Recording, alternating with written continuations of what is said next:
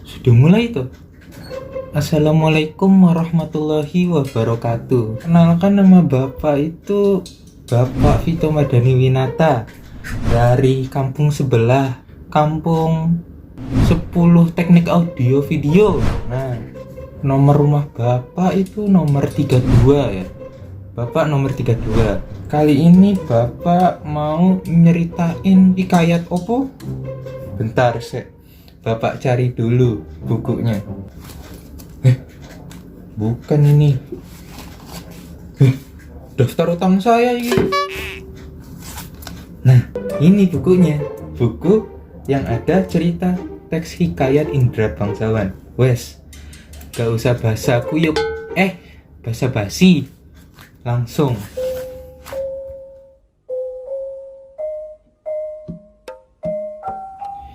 Di kerajaan negeri Kobat Syahrial, ada sebuah raja bernama Indra Bungsu. Ia memiliki istri bernama Putri Siti. Mereka belum memperoleh anak semenjak menikah.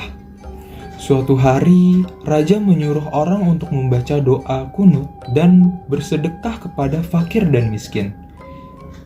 Singkat cerita, mereka dikaruniai dua anak yang bernama Syahpri dan Indra Bangsawan.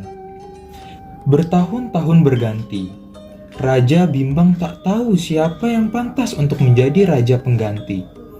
Raja bermimpi.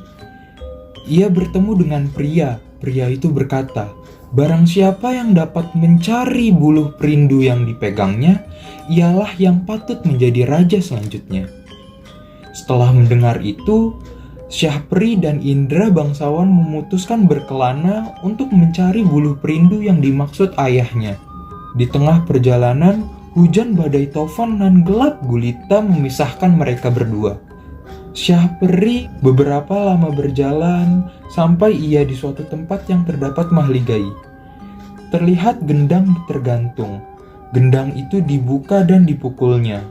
Keluarlah Putri Ratnasari dari gendang tersebut. Ia menerangkan bahwa negerinya dikalahkan oleh Garuda. Tatkala Garuda datang, dikalahkannya Garuda oleh Syahpri. Jalannya cerita, Syahpri dan Putri Ratnasari menjadi sepasang suami istri.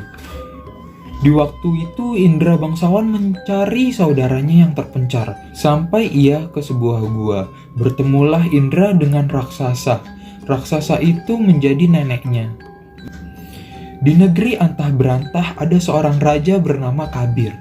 Ia merancang bahwasannya barang siapa yang dapat membunuh Buraksa itu akan dinikahkan oleh anaknya yang bernama Putri Kemalasari. Bila Buraksa tidak terbunuh, Putri Kemalasari akan dijadikan upeti untuk Buraksa. Suatu hari, mata Putri Kemalasari sakit parah. Para ahli nujum mengatakan hanya air susu harimau beranak muda yang dapat menyembuhkan. Si hutan bergegas untuk mengambil seruas buluh susu kambing. Hendak datanglah ke-9 orang anak raja meminta susu kambing tersebut yang disangkanya susu harimau. Singkat cerita, ke-9 anak raja mempersembahkan susu kepada raja. Tetapi tabib berkata itu bukanlah susu harimau. Sementara itu, Indra Bangsawan menyerahkan susu harimau yang ia dapatkan dari neneknya kepada raja. Ternyata si hutan merupakan Indra Bangsawan yang menyamar dengan sarung sakti pemberian neneknya. Sembuhlah Putri Kemalasari dari penyakitnya. Tiba masa penyerahan Tuan Putri kepada Buraksa. Raja berkata, yang dapat membunuh Buraksa dan mengambil jubahnya, ia akan dinikahkan dengan Tuan Putri. Saat Buraksa datang hendak mengambil Tuan Putri, disajikanlah makanan, buah-buahan, dan minuman oleh Putri. Ternyata, diam-diam Indra Bangsawan memasukkan ramuan ke minuman Buraksa. Indra Bangsawan berhasil menaklukkan Buraksa. Sesampainya di istana, Indra Bangsawan segera menyerahkan putri dan jubah Buraksa. Singkat cerita, Indra Bangsawan menikah dengan Putri Kemalasari. Buluh perindu diberikan nenek kepada Indra Bangsawan. Jalannya cerita, Syahpri dan Indra Bangsawan pulang kembali ke tempat asal mereka bersama istri-istri yang cantik dan elok. Mereka memperkenalkan istri mereka kepada ayahanda dan ibundanya. Mengetahui yang telah mendapatkan buluh perindu adalah Indra Bangsawan, Raja Indra Bungsu menunjuk Indra Bangsawan untuk menjadi penerusnya. Udah. Gitu aja cerita dari Bapak. Mohon maaf kalau ada kata-kata yang kurang mengenakan, karena Bapak itu tadi soalnya lagi tidur-tiduran, tiba-tiba dibangunin Pak Kades untuk suruh cerita. Yo gitu. Ya Bapak pamit dulu ya, masih mau bajak sawah dulu ya. Ya, ini buku Bapak bawa. Ya. Assalamualaikum warahmatullahi wabarakatuh.